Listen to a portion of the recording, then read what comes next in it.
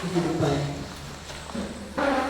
conforme o Teu desejo, a fim de que recebamos as Tuas bênçãos, reconhecemos a nossa indignidade, reconhecemos que, como criaturas, devemos nos lançar aos Teus pés e assim o fazemos. Amém. Dependemos inteiramente, Senhor, completamente, do poder que vem do Teu trono para sermos abençoados. De uma forma toda especial, clamando ao Senhor nesse momento, perdão dos nossos pecados. Aqueles que nos foram revelados e os que ainda estão ignorados em nós, Pai, por misericórdia, com o sangue de Jesus nos lava. E nesse momento nos reveste da santidade pela ação do Teu Espírito Santo. E nos escondendo atrás de Jesus, nos méritos dele, nós ousamos ir à Tua presença, entregar as nossas vidas e colocar em Tuas mãos pessoas que sabemos que, como nós, necessitam do Teu poder, da Tua graça, da Tua misericórdia. Clamamos ao Senhor, entregando em Tuas mãos ao pastor Osias, que vai viajar agora, saindo com a Alda, com a pequena Valentina e também com Giovanni. Clamamos ao Senhor que os abençoe. Leva Teu filhinho, o pastor Osias, em segurança até o seu lar. Que os Teus mais poderosos anjos, sob as Suas ordens, acamem-se em torno dele. Que sejam Tuas próprias mãos, Pai, a conduzir, seja o ônibus, seja o avião, mas que tudo esteja no mais absoluto controle do céu. Leva-o em segurança, Pai. Tenho também a pequena Bruna, que se coloca nas nossas orações para que o Senhor ouça. Nós não temos nenhum mérito para que o Senhor nos ouça. E é por isso que entregamos a pequena Bruna em Tuas santas mãos, nos méritos de Jesus. O Senhor conhece a necessidade da vida dela, Pai. Então, em nome de Jesus, atenta para a oração que fazemos nesse instante. Faz o céu se abrir, que o Teu poder e graça jorrem na vida da pequena Bruna nesse instante. Portas sejam abertas, espíritos maus sejam repreendidos. E que toda uma atmosfera do céu a envolva. E que tudo seja favorável ao bem e à prosperidade espiritual da Bruna nessa terra. Pai, mas ainda queremos interceder juntos pela Josefina que está no nosso meio. O Senhor tem conhecido a luta dessa Tua filha, Senhor. E nós queremos de uma forma agora toda especial aqui na Tua presença e na presença dela, entregá-la em Tuas santas mãos. Ela é Tua duplamente, Senhor, porque o Senhor a criou e porque Jesus a comprou na cruz do Calvário. Um dia, vivendo na ignorância, ela se entregou a caminhar por caminhos que te separavam dela. Mas o Senhor nunca a perdeu de vista, porque os Teus olhos, percorrendo a terra, entendeu que no coração dela havia um clamor de libertação. Embora caminhando por caminhos tortos, mas o coração dela, assim como aqueles dois gadarenos, eles clamavam com os lábios a blasfêmias contra Jesus, mas o coração deles gritava por misericórdia. E o coração da Josefina clama ao Senhor nesse momento por misericórdia. E como Teus servos e Teus filhos nesse momento, nós fazemos a entrega da vida dela em Tuas santas mãos. E imploramos que o Senhor estabeleça na vida dela a Tua bandeira de posse, Pai. Que nesse momento o terreno da alma dela seja encharcado pelo poder do Teu Espírito. E mais nenhum espírito imundo tenha poder ou acesso ao coração e à alma dela.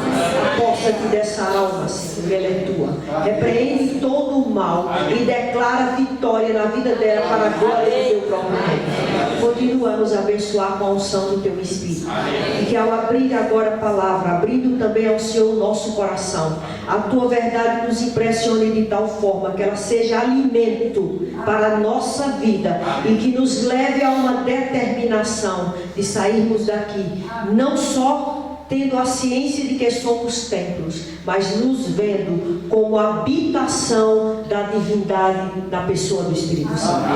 E suplicamos com gratidão, confiantes que o Senhor já derramou tua bênção sobre essas pessoas e sobre as nossas vidas, porque o Senhor é infalível no que promete, e o Senhor promete bênçãos aos que oram, em nome do nosso Senhor Jesus Cristo. Amém.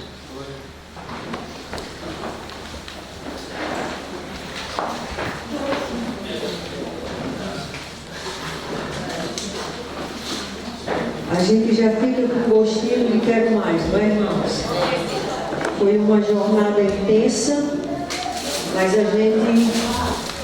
a gente não se farta, das verdades que Deus nos concede a graça de ter. Alimento espiritual tremendo que estamos recebendo neste final de semana, até ontem, início de semana, que é esse domingo. E o Senhor ainda tem muito mais para nos dar. O que o Senhor fez conosco, está fazendo nesses 3 dias de retiro, é simplesmente nos trazer fome e sede da sua verdade. Quando termina esses momentos agora de retiro, na realidade se inicia uma nova jornada para nós, que a gente não pode esmorecer. E antes que eu me esqueça, eu quero dizer algo para os irmãos que eu sempre guardo no meu coração, é que após cada retiro, quando nós deixamos o acampamento santo, porque aqui é um acampamento santo, amém? Amém. Os nossos olhos não podem ver, mas nós estamos cercados dos mais poderosos anjos. Amém. Nós não podemos perceber, mas há um combate espiritual muito grande nesse local. Porque o inimigo está fazendo de tudo para nos distrair da presença de Jesus. Para tirar da nossa mente e nos roubar da mente a capacidade de assimilar a verdade, de entender e até de absorver. E para que nós possamos ser revestidos desse poder, os anjos de Deus vêm em nosso favor combater. Os anjos de Deus estão pelejando por nós. E o Espírito Santo, sem dúvida alguma, ele está se apossando de muitas mentes, ou de todas as mentes que aqui estão, eu quero crer assim, porque tem oferecido, tem se colocado, essas mentes têm se colocadas dispostas a receber essa unção. E o céu não deixa sem a bênção aqueles que têm fome e sede da presença do Espírito Santo. O Espírito de Profecia nos diz lá no livro Atos dos Apóstolos, na página 27, diz assim: se todos estivessem dispostos, todos seriam cheios do Espírito Santo. Amém. Se nós não estamos cheios do Espírito Santo hoje, a falha não está no céu. Porque nesse exato momento, as comportas do céu estão abertas. E sobre nós está jorrando o poder do Espírito Santo. Mas se nós não abrirmos a nossa mente e o nosso coração para sermos encharcados, essa bênção não penetrará. Então nós precisamos abrir o nosso coração. E se estamos aqui reunidos, clamando a Deus pelo batismo do Espírito Santo, nosso coração está sendo cheio do Espírito Santo. Amém. E cada manhã, quando eu me levanto, eu digo: Senhor, eu me recuso a viver se não for encharcado pelo Teu Espírito. Todas as manhãs, eu busco o batismo do Espírito Santo, porque eu sei que eu não tenho como vencer se não for pelo poder do Espírito em mim.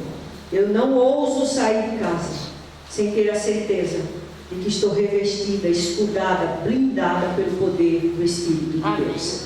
Através da oração, através do estudo das Sagradas Escrituras, e aí o Espírito Santo me faz sair a cada um de nós, quando assim nos expomos a esse poder e a essa luz, o Espírito Santo nos faz sair para combatermos, nos tomando, e através de nós fazendo o mundo ver Cristo. E através de nós, às vezes nós nem precisamos falar. Através de nós, quando nos revestimos cedo do Espírito Santo, a gente sai exalando o bom perfume de Cristo sem falar uma palavra. É verdade. A gente exala.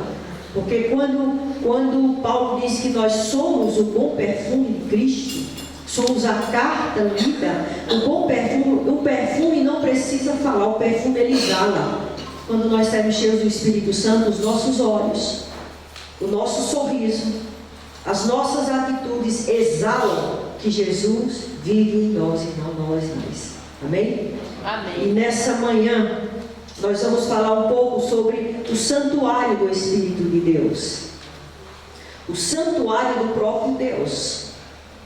Deus tem um santuário para nós no templo, que a cada sábado, a cada semana, que é no sábado, esse santuário é aberto para que o adoremos.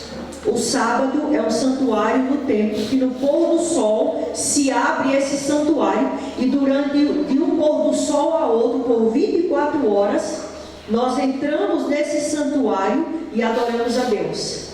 A hora santa do sábado não é apenas o momento em que eu estou na igreja, congregando e adorando a Deus, mas do primeiro milésimo de segundo que se inicia o sábado ao último milésimo de segundo, eu estou no templo, em adoração ao Senhor. E durante todo o sábado, as nossas palavras, as nossas atitudes, tudo que fazemos tem que ser um hino de louvor, tem que ser uma atitude de adoração ao Criador. Mas nós não vamos falar do santuário do sábado hoje. Nós vamos falar do santuário mais sublime que hoje está na face da terra. Um santuário que não tem adorno de ouro, não tem adorno de pedras preciosas, mas ele é adornado por aquilo que o torna mais sublime, mais valioso, mais santo, que é a presença do próprio Espírito de Deus. Lá em 2 Coríntios, no capítulo 6, versículo 16... 2 Coríntios 6,16, a palavra de Deus nos fala desse santuário.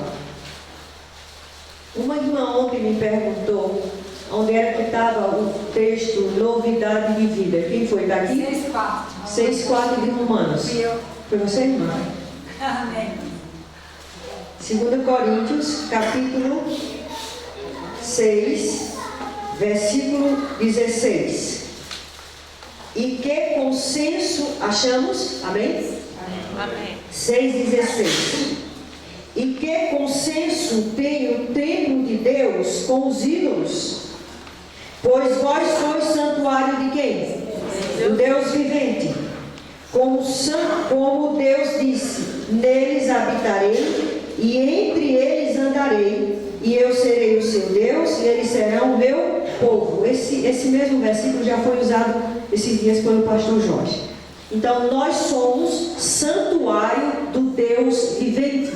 Não há nenhum consenso desse santuário. 1 Coríntios se refere, nós somos templo do Espírito de Deus, feitos pelas mãos humanas. Deus não habita a igreja. Deus visita a igreja quando seus filhos se reúnem para adorá-lo, para louvá-lo, para implorar, para agradecer e interceder. Deus ali se reúne. Ele anda ali naquele momento. Nesse momento Deus anda no meio do seu povo, quando o seu povo se reúne. Agora, a habitação, morada, Ele habita e mora num templo feito por suas próprias mãos. E o templo nessa terra, feito pelas mãos de Deus, chama-se corpo humano. Amém. Chama-se você e eu. Nós somos o santuário do Deus vivente. Nós sabemos dessa verdade. Nós entendemos que fomos criados para ser templos de Deus. Mas nós não temos nos visto como santuários e templos de Deus. A gente sabe da verdade, mas não se vê. E a gente não se vê como templo de Deus. Por que afirmamos isso? Porque a gente não se trata como templo de Deus.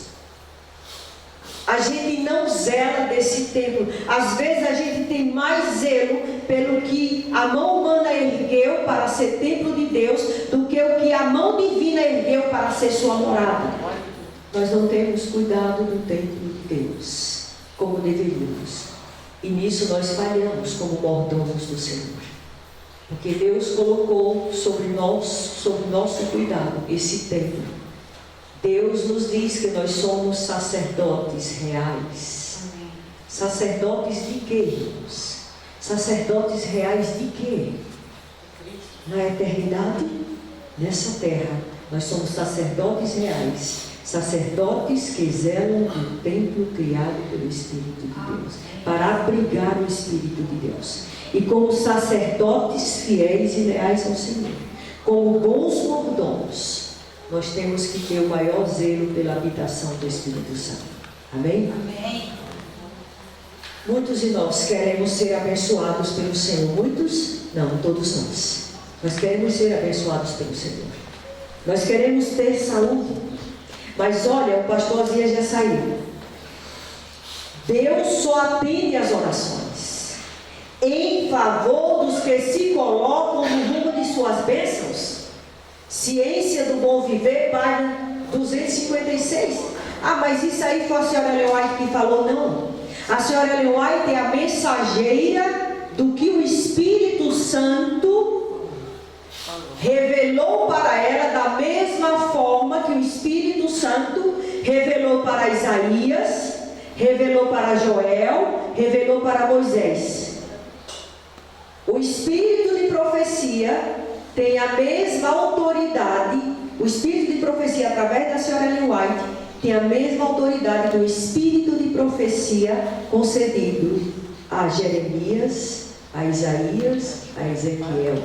Se eu rejeito o Espírito de profecia concedido à senhora Ellen White, eu estou selecionando o que eu quero receber do Espírito Santo e o que eu quero rejeitar do Espírito Santo. E quando eu rejeito uma revelação dada pelo Espírito Santo, eu estou rejeitando a influência e a operação regeneradora do Espírito Santo em minha própria vida. O Espírito de profecia não é uma revelação menor que a revelação das Sagradas Escrituras. Eu não sei dizer, mas vou arriscar, que se o dom profético dado à senhora Ellen White, se ela tivesse vindo na época dos discípulos, estaria no cânon bíblico. Mas não está, porque essa luz apropriada era para o tempo do fim e foi dada em 1844, quando o cânon bíblico já estava fechado. Mas os escritos da senhora Ellen White, como mensageira, ela não é escritora. Os escritos que ela transcreveu são a mais pura revelação dada sob a completa inspiração do Espírito Santo de Deus. E quem crê, diga amém. Amém. Amém. Então, quando nos é revelado, Deus só atende às orações em favor dos que se colocam no rumo das suas bênçãos. Significa que não adianta eu pedir oração a Deus para que sare a minha carne e abençoe a minha vida, se eu não ando em conformidade com o que está revelado nas Sagradas Escrituras e no Espírito de profecia. Eu preciso levar a sério o que está revelado através da pena profética da senhora Ellen White, uma mensageira do Senhor. Nós estamos na reta final da história do pecado neste planeta, graças a Deus. Bendito seja Deus por isso. E o inimigo, ele logo vai acelerar os seus sutis enganos. E ele vai enlaçar muitos que não têm levado a sério esses enganos que ele vai fazer acontecer. E para que esses enganos sejam aceitos, o inimigo quer adoecer a mente humana, a razão humana, para que os adoradores de Deus não o adorem com a razão como nós escutamos hoje. Não o adorem em espírito e em verdade, mas adorem com as emoções e os sentimentos, com a inclinação dos desejos da carne. Abra sua Bíblia em Mateus, no capítulo 24. Mateus, capítulo 24. Os versículos 24 e 25. Olha o que é que o Senhor já nos revelava. Mateus 24, os versículos 24 a 25. Profecia do Senhor Jesus para os últimos dias. Diz assim. Amém? Mateus 24, 24 e 25. Amém. Vamos orar mais uma vez. Pai, mais uma vez a tua palavra está aberta. Mas se o teu Santo e bom Espírito não iluminar a nossa mente, Pai, nós não queremos nem ler. Porque nós queremos ter a certeza e a segurança de que é a tua voz que fala ao nosso coração. E essa segurança é tão somente se for através da unção do teu Espírito, do governo dele sobre nossos olhos, nossos ouvidos, sobre nossa mente e todo o nosso ser.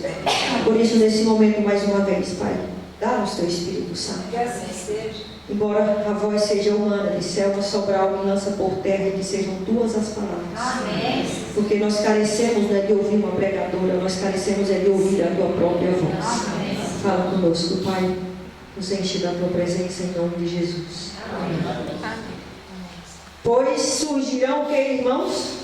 Falsos cristos e falsos o que? Profetas. E farão tão grandes sinais e prodígios que, se possível for, enganaria até quem? Os escolhidos. Quem são os escolhidos? Os que estão se preparando para encontrar com Jesus? Amém. Mas tem aqueles que se preparam pela metade. Eu quero essa parte eu não quero. É mais ou menos, hoje eu tenho comunhão, amanhã não tenho, isso eu faço. Os escolhidos, quem são esses escolhidos? Que, se possível, e não enganarão aos verdadeiros escolhidos, porque os verdadeiros escolhidos estarão com seus joelhos dobrados, os corações inclinados em submissão à voz do Espírito Santo, e estarão debruçados sobre a verdade, seja na Bíblia, seja no Espírito de profecia. Eles serão vigilantes. Vigilantes, serão atentos sobre suas mentes, sobre suas escolhas, sobre suas atitudes, sobre seu estilo de vida. Eles serão vigilantes não sobre os outros para apontar e acusar que fulano come isso, fulano veste isso e fulano não ora. Eles serão vigilantes sobre eles mesmos. O Espírito de profecia, eu não trouxe esse texto, mas ela diz assim, que é hora de pôr guarda sobre nós mesmos. Amém. Amém. Nós não somos guardiães dos nossos irmãos nesse sentido agora. Somos para interceder por eles e ajudá-los nas suas necessidades. Mas nós devemos ser guardas sobre nós. O que eu acho, o que eu penso, o que eu escolho, se honra e glorifica ao meu Senhor. O versículo 25 diz assim. Diz o que na sua versão? Por isso vos digo, prestem atenção, eu vos tenho predito. Jesus disse, olha, fiquem atentos, prestem atenção que eu já disse a vocês com 2000 anos de antecedência. Eu já disse antecipadamente a vocês. Prestem atenção, que o engano ele vai ser tão sutil, que se possível ele enganaria os eleitos. Você já prestou atenção que a nossa igreja, ela não tem um talento especial de impor as mãos e ter curas em massas? Será que a gente não sofre por isso, por dizer essa igreja, ela não tem poder? As pessoas adoecem, os irmãos vão lá, fazem visita e a pessoa ora, impõe as mãos, a pessoa não fica boa. A gente não vê as curas na igreja adventista. Essa igreja é sem poder. Essa igreja não tem talento para curar. Você já parou para pensar nisso? Você já desconfiou de que a igreja adventista não é a igreja verdadeira? Por quê? Porque o Espírito Santo de Deus se manifesta nessas igrejas aí com curas e emoções fortes e libertações imediatas, e a igreja adventista é acabrunhada, tímida nessas coisas? Você já se questionou por quê? Será que nós não temos o poder de cura? Por que é que nos falta esse talento, irmão? Você acha que falta esse poder de cura na igreja? Deixa eu ver esse slide.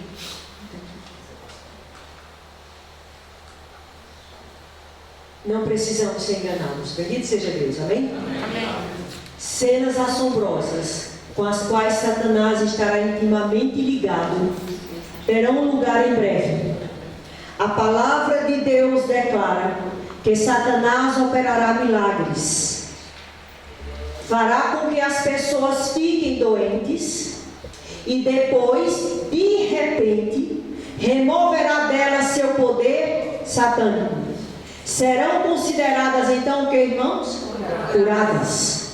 Essas obras de cura aparente levarão os adventistas do sétimo dia à prova. Muitos que tiveram grande luz deixarão de andar na luz. Mensagem escolhida, volume 2. Como assim?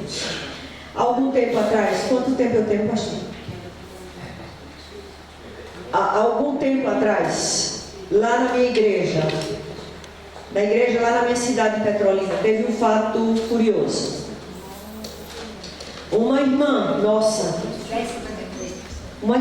da nossa igreja, ela se viu com um câncer.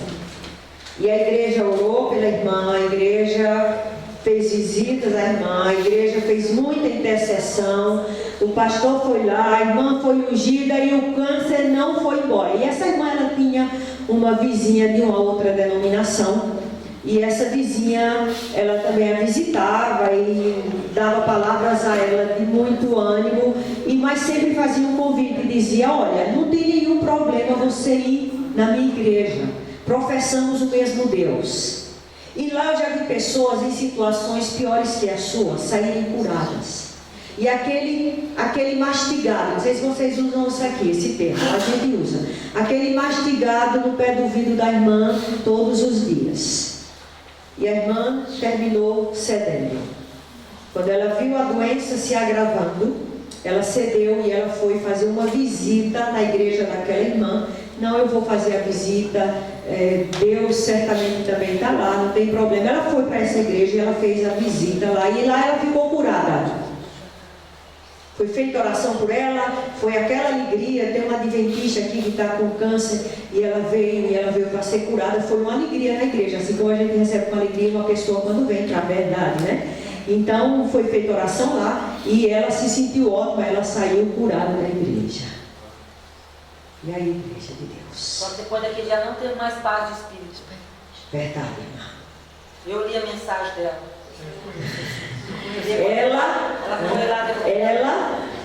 Essa irmã, ela ficou feliz no momento em que ela se sentiu bem fisicamente. Mas depois o coração dela perdeu toda a paz. Porque a paz que o Senhor Jesus nos dá, não é a paz que esse mundo dá. Não é a ausência de circunstâncias probantes e que fortalecem a nossa fé.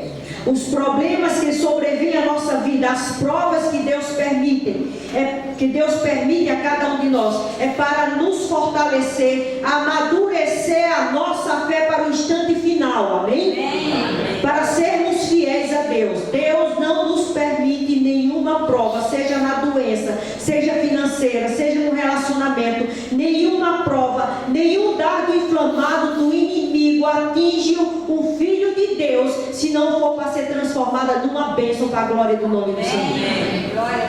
E essa irmã, ela ficou ali, né? E ela começou a ficar triste. Como é que ela ia dizer à igreja que estava curada e foi curada daquela forma em uma igreja que não era adventista?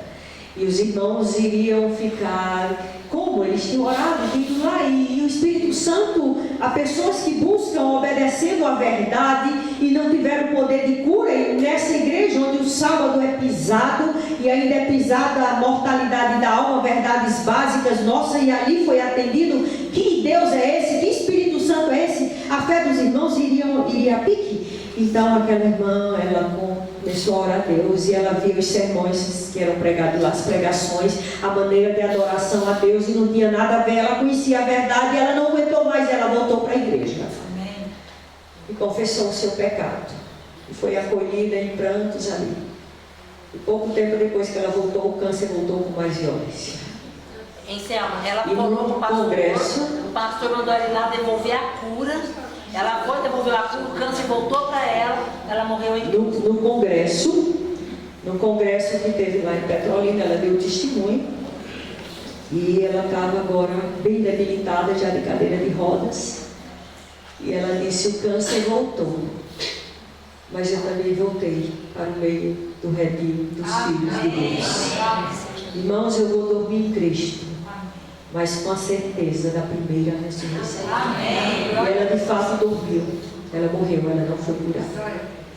Queridos, só Deus sabe dizer os propósitos, porque Ele permite uma doença numa pessoa que está no meio onde a cura é verdadeira, onde o Espírito Santo com segurança nos revela que nós não podemos abrir mão da verdade por causa da paz com relação às circunstâncias dessa terra.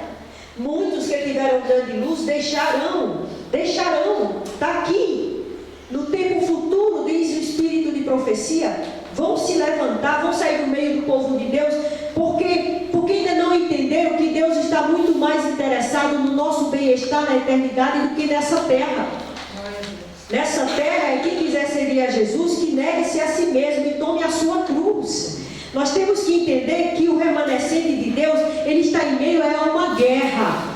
Guerra é lugar de balas, é lugar de sangue, é lugar de onde você vai perder braço, vai perder perna, a morte. Nós estamos em guerra e nós precisamos educar a nossa mente para isso. Como soldados de Jesus, como soldados do exército de Cristo, nós temos que empunhar as nossas armas.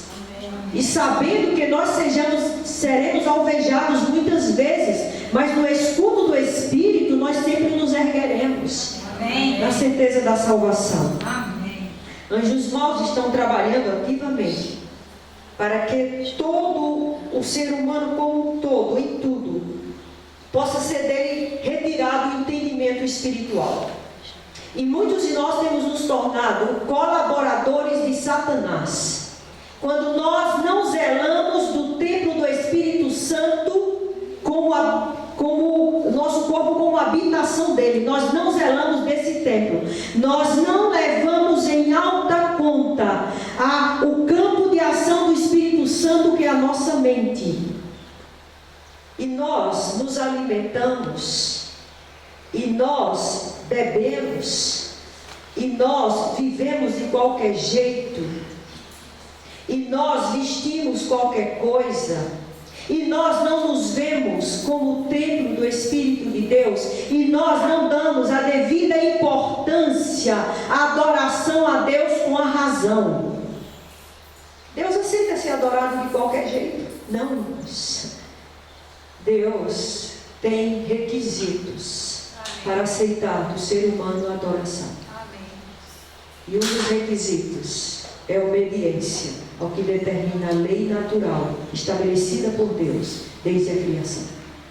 Precisamos zelar da morada do Espírito de Deus e levar em alta conta o estado da nossa mente, campo de ação do Espírito Santo, para que a gente tenha o entendimento, o discernimento espiritual que nos guardarão de sermos enganados. Se nós zelamos da nossa mente, nós receberemos mais e mais do Senhor entendimento e discernimento. Nós receberemos mais e mais do Espírito de Deus o caráter, os traços de caráter de Jesus.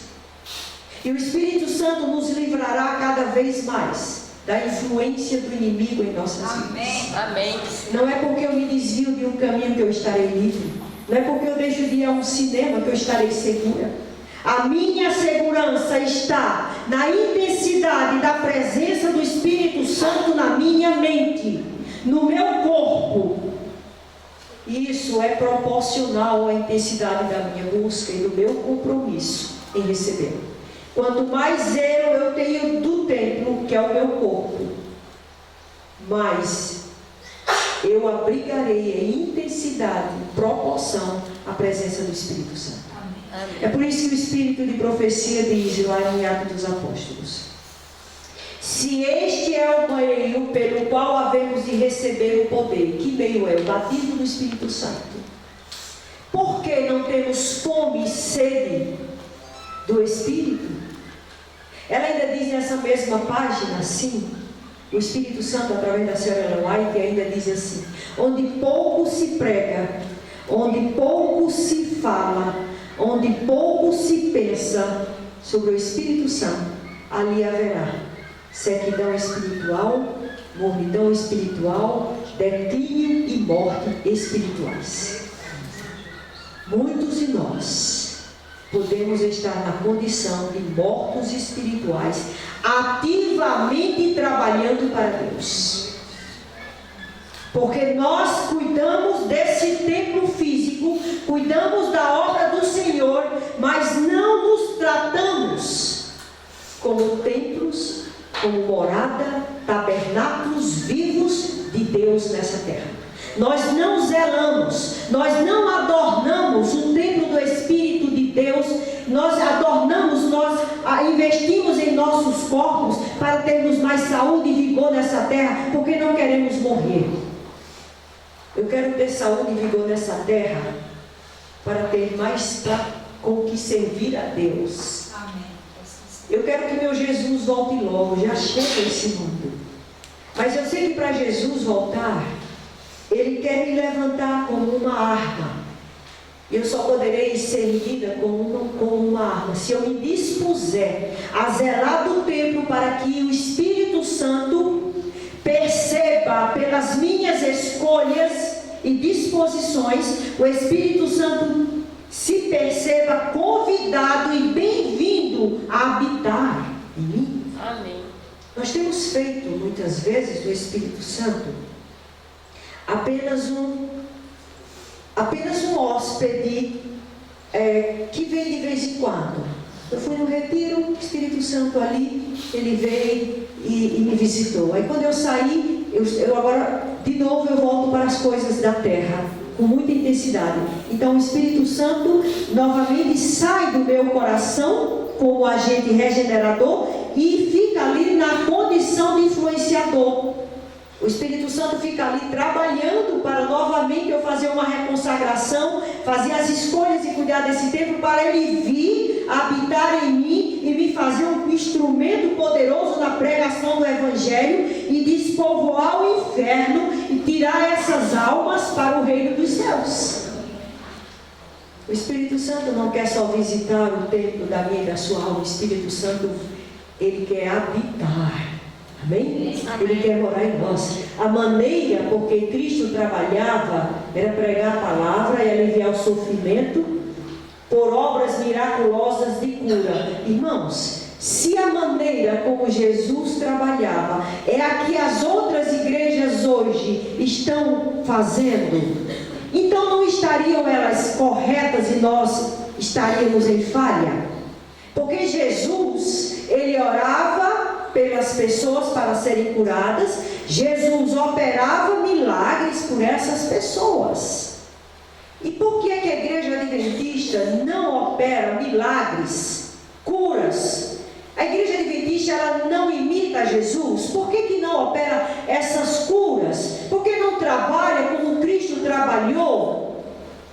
Estou, porém, instruída de que não podemos agora trabalhar dessa maneira. De que maneira? Da maneira de Cristo.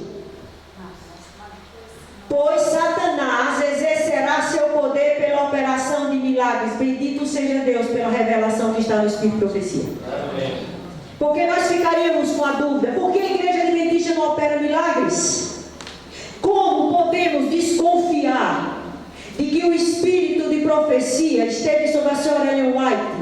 Ela, sob o controle absoluto do Espírito Santo, esclarece para nós as Sagradas Escrituras nesse ponto. A igreja adventista não trabalha como Cristo trabalhou, porque o Senhor está querendo guardar a sua igreja do engano.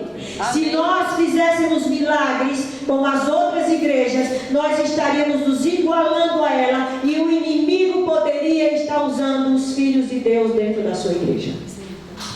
Os servos de Deus hoje não poderiam trabalhar mediante milagres, pois espúrias, ou seja, falsas obras de cura, pretendendo ser divina, serão operadas. Mensagens Escolhidas, volume 2. Queridos, a falta de entendimento espiritual por negligência em conhecer mais a verdade é que nos leva a uma falta de compromisso maior com a presença do Espírito Santo em nossa vida. Os milagres que vão ser revelados através dos filhos de Deus, da Igreja Adventista no sétimo dia, com grandes curas, onde nós, em nome de Jesus, movidos, cheios do Espírito de Deus, até mortos levantaremos. A nossa sombra, pessoas se levantarão de suas enfermidades, as calçadas por onde pisarmos, nas casas lá dentro que estiverem enfermos, eles se levantarão. Essas curas serão realizadas em massa. Amém. Mas quando? No alto clamor, não agora. Não será agora. A Igreja Adventista do sétimo dia está sendo guardada de realizar essas curas que nós gostaríamos de ver, a fim de declarar ao mundo que a igreja tem poder. Essa igreja vai declarar ao mundo que tem poder pela presença do Espírito Santo em transformar vidas. Amém. A declaração ao mundo de que essa igreja tem poder começa pela transformação da sua vida, Josefina, e da minha vida. Você é uma daquelas que possivelmente estará com Jesus, acompanhando aonde Ele quer que vá no céu. Em nome de Jesus. Porque foi tirado lá do redil do inimigo direto, conviveu com ele. Em nome de Jesus. Amém. Então o poder que Deus quer que se manifeste através dos seus filhos, a maior obra de milagre é a transformação das nossas vidas. Amém. Os outros milagres, eles virão, mas não agora. Todos aqueles. Sim. Só fazer uma consideração. É interessante porque ainda a obra de cura seria uma obra realizada por nós. Só que por outros métodos, que são os 8 remédios naturais, a obra médica missionária. Ele até secou. Ele comeu a cereja do bolo, a gente comeu uma fatia, né? Mas é isso aí, obrigado, irmão. Vamos até direto por causa do tempo. A maneira como a igreja adventista é usada pelo Espírito de Deus para operar cura através dos 8 remédios. Irmão, você contou para ele? Não. Tá vendo? Não, mas é isso. É porque ele está em conexão com o Espírito de Deus. Ele conhece a verdade. E para que a gente leve a sério o cuidado desse templo aqui, a gente precisa se submeter às leis naturais estabelecidas por Deus nas Sagradas Escrituras e ampliadas, amplificadas pelo que está revelado no Espírito de profecia, seja em conselhos sobre saúde, conselhos sobre regime alimentar, sobre a vida no campo, a ciência do bom viver. Irmãos, há muitas enfermidades no meio do povo de Deus. Porque o povo de Deus quer a cura pela oração intercessora, mas não está caminhando no rumo das bênçãos. Caminha no rumo da desobediência aos remédios naturais de Deus e sacrifica a igreja para orar. Irmã, ore mais que a irmã está orando pouco. Ó, irmã, jejua por mim, jejua por mim. Irmã, vai obedecer a Deus através dos 8 remédios. Vai procurar respirar, aprender a respirar. Todos de nós aqui sabemos respirar. A gente respira para sobreviver, não é para viver. Quem não leva o ar até os pulmões e até mesmo o abdômen, respira para sobreviver e não para viver. Porque se eu quero pulmões fortes e o sangue oxigenado para que todos esses 8 remédios tenham um propósito. Está lá em 1 Coríntios 10:31. Quer coma, quer beba. Ou quê? Ou faça, ou seja, ou respire, ou beba água, ou coma, ou pratique exercício, ou tome sol, ou estude para ter confiança em Deus, ou busque temperança, tudo. O foco é a honra e glória do nome de Deus. Mas nós focamos ter saúde nessa terra com medo de morrer, com medo de perder os bens nessa terra, com medo de não estar preparado para encontrar com Jesus. Nós perdemos o foco que Jesus tinha. Pai, se eu tenho que beber esse cálice, eu vou beber. Porque Ele queria a honra e a glória do nome de Deus e a salvação dos filhos de Deus. Jesus morreu, eu não trouxe porque não é o tema hoje do meu sermão. Mas Jesus veio a esse mundo morrer em primeiro lugar. Foi pela reivindicação da glória do nome de Deus. E em segundo lugar, pela salvação da raça humana. Através da raça humana, a honra e a glória do nome de Deus é reivindicada. Amém. Quando nós nos sujeitamos ao Senhor, como os seus tabernáculos, e olhamos para nós, não como pedaços de carne, ou simplesmente como seres criados, sem um propósito eterno. quando nós olhamos para nós e nos vemos templos sagrados, tabernáculos vivos do Espírito de Deus. Quando você olha para você como tabernáculo divino, um lugar mais solene e sublime na face da terra, você vai ter cuidado com o que você veste. Porque você não está enfeitando o corpo com o que se veste para chamar a atenção dos outros, para que os outros lhe achem bonito. A autoestima de um tabernáculo de Deus está em que nele habita o Espírito Santo. Amém? Amém. Se o outro vai achar bonito, se vai achar ridículo, se não vai, isso é problema dele. Agora, o que Deus pensa e acha de você é problema seu. A autoestima está no que Deus pensa, acha de mim e fala de mim diante do universo. Então, a roupa que eu ponho em mim, eita, será que a esposa de fulano vai gostar? Eita, fulano, sua roupa está linda, você está linda hoje. Se Deus não te achou linda, não adianta nada. A minha autoestima, Josefina, está no que Deus pensa de mim. Quando eu me visto, eu olho para o meu corpo e digo: Santo Espírito, como está bem adornado e limpo o teu tabernáculo. Amém. Quando você vai comprar uma roupa, compre a melhor que você puder, porque você vai revestir o tabernáculo de Deus. Uma roupa decente, sabe por quê? Porque você é uma dama, você é um cavalheiro do céu. Amém. As pessoas precisam lhe enxergar como templo e tabernáculo. Não como uma pessoa do corpo lindo, atrativo, não uma pessoa linda. As pessoas precisam lhe enxergar como bonita pela virtude do Espírito em sua vida. Amém. E se elas não te acharem bonitas, problema delas. Porque elas não vão te acrescentar um dia na eternidade. Agora, se o Espírito Santo, você compra a sua roupa, você se relaciona com pessoas, você ouve coisas, você assiste coisas, você olha coisas pensando: eu sou tabernáculo, eu não sou, a minha mente, os meus olhos, meus ouvidos, meu corpo não é lixeira. Eu sou tabernáculo, irmãos. Olha, diga para você mesmo: eu sou o tabernáculo do Espírito de Deus. Diga. Eu sou tabernáculo do Espírito de Deus. Agora diga para o seu vizinho: você é templo do Espírito Santo. Trate o seu vizinho, o seu irmão, como o templo do Espírito de Deus. Quando nós enxergamos no outro um templo, a gente vai respeitar o outro. A gente não fala mal do outro. A gente não faz nada de mal contra o outro. Nos relacionamentos entre marido e mulher, namorado e namorada, noivo e noiva, sempre que eles se tocarem, sempre que eles se elogiarem, sempre que eles se achegarem, eles sabem que estão se achegando a um templo do Espírito de Deus. Então eles não vão perguntar o que é que minha carne quer, o que é que a carne do outro quer. Eles vão perguntar o que é que o Espírito Santo abençoa. Amém. Amém. O que é que pode, o que é que não pode. Santo e bom Espírito, o que é que honra a tua presença em minha vida, na minha relação sexual, nas palavras que profiro, no que como os meus olhos veem. Olha, queridos, a sensualidade está lá em Oséias, no capítulo 4, versículo 11. Diz assim: a sensualidade, o vinho e o mosto tiram o quê? O entendimento. A falta de entendimento é a porta aberta para a mente receber os enganos dos últimos dias. Nós não queremos ser enganados e achamos que porque estamos abrigados na igreja verdadeira, que essa é a igreja verdadeira, bem? Essa é a igreja remanescente. Amém. Então, porque estamos abrigados, já vou cessar. Estamos abrigados na igreja remanescente, estamos guardados do erro? Não.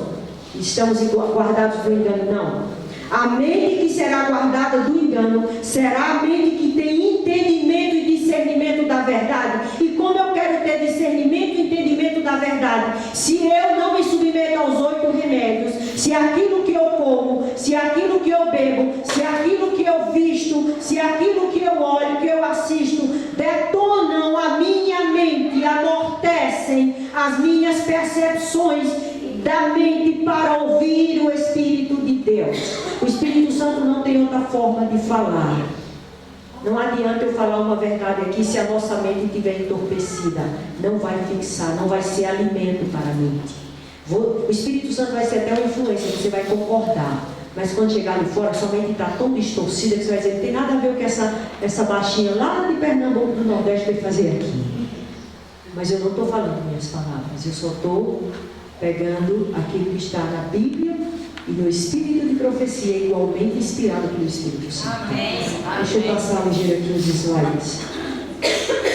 Alguns declaram sua incredulidade na obra que o Senhor me deu. Olha, eu falava da senhora Ellen White. A fazer porque, segundo dizia assim dela, a senhora Ellen White não opera milagres. A igreja adventista não opera milagres também. Ellen White não fez milagres, a igreja adventista não faz milagres. A igreja adventista faz milagres, irmão? Responda aí. Faz. Por menos com milagres que estão hoje generalizados na Babilônia e suas filhas. Mas os que andam à procura de milagres como sinal de guia divina, acham-se em sério risco de quê? De engano. Eu já ouvi um testemunho na igreja, também lá em Petrolina que tem, viu? De uma pessoa que foi visitar a nossa igreja, de outra denominação, e foi convencida da verdade, e ela estava lá, e ela viu que a igreja não fazia milagres, e ela saiu e disse assim, depois de algum tempo ela disse que não ia ficar mais lá. Ela disse, essa igreja pode até ter a verdade, mas ela não tem poder, e foi embora e nunca mais voltou. Por que é que conhecendo a verdade, sabendo da verdade, vendo ali, ela foi embora e nunca mais voltou? A mente estava entorpecida pelo engano. É declarado na palavra que o inimigo operará por meio de seus agentes que se apartaram da fé do nosso meio. Deixa eu só abrir um parêntese aqui, o pastor Jorge vai me crucificar. Deixa eu só abrir um parêntese aqui. Você sabia que há uma geração no nosso meio, há um grupo no nosso meio, sendo treinado pelo inimigo? Abre aí. Em Marcos capítulo, deixa eu só conferir aqui, Marcos capítulo 13, versículo 12, Marcos 13, 12, esses aí representam um grupo que estão no meio do povo de Deus, mas que o inimigo está treinando para se levantar dentro dessa igreja contra seus pais, seus irmãos, contra líderes e líderes contra filhos de Deus, para acusá-los. Diz assim: um irmão entregará a morte a outro irmão, e o pai ao filho, e se levantarão contra os pais e os matarão. Por que pessoas que estão dentro da igreja, que isso aqui é profecia para nós, por que é que pessoas dentro da igreja vão fazer isso? Sabe por quê? Por causa da mornidão laodiceana no meio da igreja de Deus. Aqueles que não estão sendo aquecidos pelo fogo do Espírito de Deus, através do batismo do Espírito Santo, tendo as suas mentes blindadas pela oração, pelo estudo, para serem instrumentos do Espírito de Deus, eles estão dentro da igreja, sendo na condição de mornos, sendo preparados dentro da igreja adventista para engrossarem o exército de Satanás. Qual é a sua condição no meio do povo de Deus? Se é mornidão espiritual, trate de se esquentar, a chama viva do Espírito, amém? Amém. Eles vão operar milagre. Acho-me instruída a dizer que no futuro será necessária grande vigilância em nossos dias. Homens, sob a influência de espíritos maus, operará grandes milagres. Deixa eu passar os slides. Em visões da noite, passaram perante mim representações de um grande movimento. Pastor Zias passou esse slide há pouco. Um grande movimento reformatório entre o povo de Deus. Os enfermos eram o quê? Curados.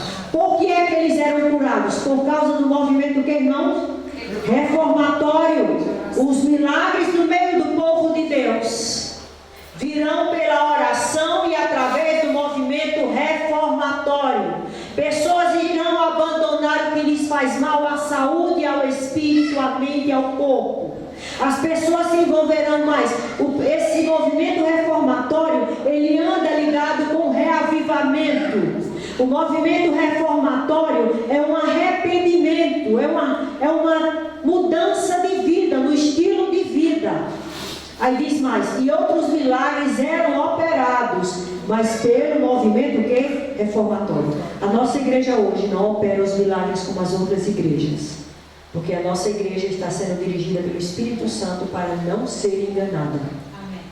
E preparada espiritual e fisicamente fisicamente para abrigar o Espírito Santo na plenitude através da chuva cirúrgica. O movimento reformatório, um dos grandes propósitos do movimento reformatório é que nós estejamos preparados para receber a chuva cirúrgica. Amém. Uma plantinha terra pequenininha não pode receber uma chuva torrencial, ela morreria. Por isso, aqueles que não saírem da condição de anãs espirituais, eles não receberão a chuva cirúrgica, eles serão recolhidos antes.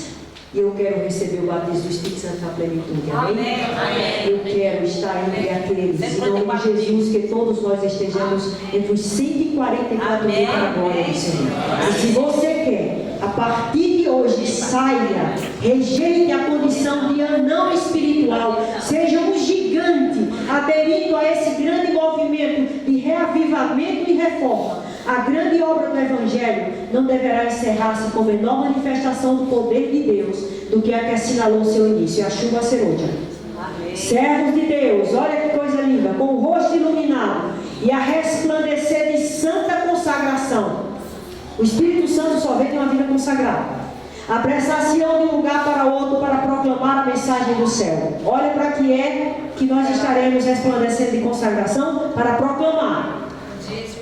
Operar-se-ão por prodígios. Aí sim, os doentes serão curados e sinais e maravilhas seguirão a quem? Aos crentes. Muitas pessoas chamam sobre si a doença pela condescendência consigo mesmas. Se Deus operasse um milagre para restaurar a saúde dessas pessoas, estaria animando o quê? Pecado. Se você tem algum problema de saúde, se já teve algum problema grave, agora o médico disse que você está curado, olha, não desafie o céu, porque o Senhor não vai curar aqueles que querem andar no rumo contrário às bênçãos.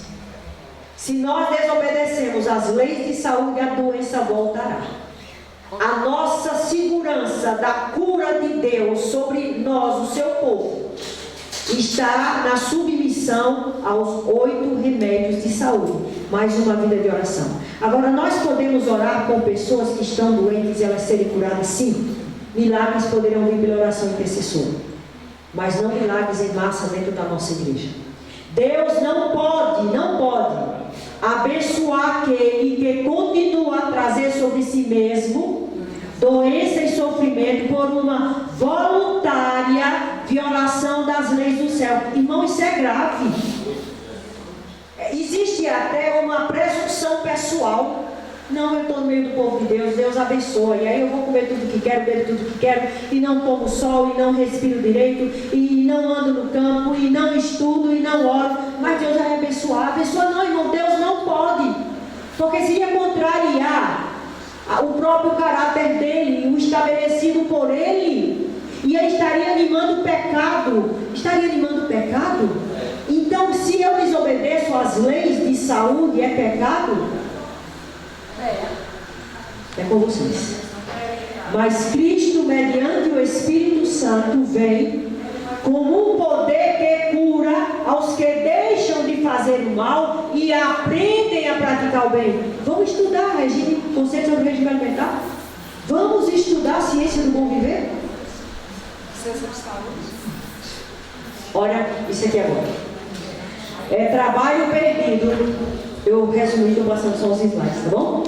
É trabalho perdido ensinar o povo a volver-se para Deus, como aquele que cura suas enfermidades, a menos que seja também ensinado a renunciar os hábitos nocivos. Não adianta você falar de reforma não, irmão, se a pessoa não estiver reavivada. Não adianta reforma se o Espírito Santo não estiver fazendo a obra no coração. Aí é fanatismo, aí é perfeccionismo. Reavivamento e reforma andam juntos, de mãos dadas, nesse processo de cura. Então, se eu falo de reforma, eu tenho que falar de reavivamento. E aqui diz, aprendam a fazer o bem. Quando eu aprendo a fazer o bem, o mal perde espaço. Deus não é responsável pelo sofrimento que se segue ao menosprezo da lei de saúde. Eu acho que encerramos. Então, queridos irmãos, a decisão é nossa. O Senhor coloca diante de nós a bênção e a maldição. São caminhos opostos. E a bênção virá sobre a nossa vida, ainda que uma maldição, um dardo inflamado do inimigo nos alcance. Todas as coisas Deus fará cooperar para o nosso bem. Se nós caminharmos rumo às bênçãos. Amém. Que nós saiamos daqui determinados. A quer comamos, quer bebamos, ou façamos qualquer outra coisa. Que o nosso foco seja a honra e a glória do nome do Senhor. Seja a reivindicação do caráter da sua lei. Que a lei de Deus, ela é santa, ela é justa e ela é boa. As leis de saúde, elas são boas. Caminhemos no rumo das bênçãos do Senhor. Tenhamos conservado em nossa mente que somos tabernáculos vivos. Que não basta sabermos que assim somos. É preciso nos tratarmos e nos vermos como morada do Espírito de Deus. Somos o lugar mais lindo, mais sublime, mais santo na face da terra. Porque somos morada de um Deus vivente. Que Deus nos abençoe. Amém.